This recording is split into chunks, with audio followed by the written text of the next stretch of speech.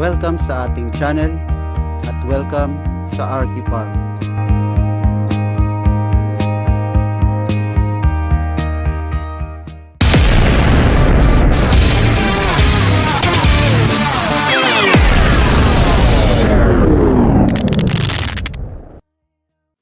Sa episode na ito, ating bisitahin ng unti-unti at patuloy na pag-improve ng ating piggery o babuyan.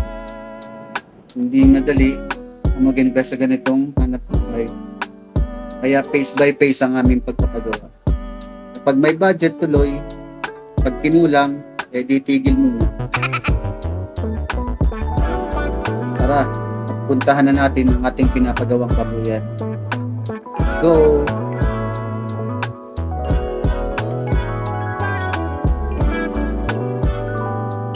Sa unang kulungan ay ang aming dalawang inahini na F1. 4 months old pa lang sila kaya medyo matagal pa bago sila maging inahing baboy.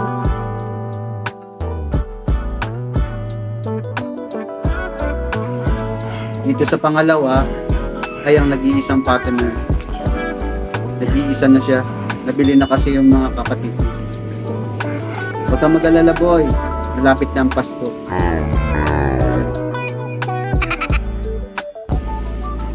Dito sa pangatlo ay mga partner pa rin. Galing na ito sa mga inahin namin dito sa farm.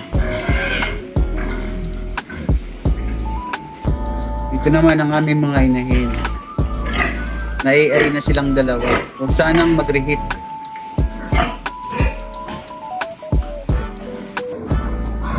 At ang mula sa first phase ay itong ating farrowing pen.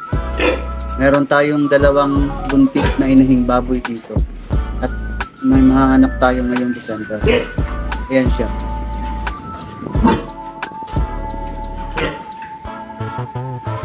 At ito na ang ating second phase.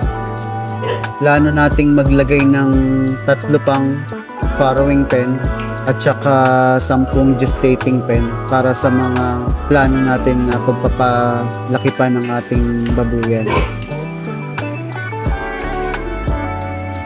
Nagamit nga pala namin pakain sa aming mga alagang baboy ay Feed Pro, lamang natural hog feed.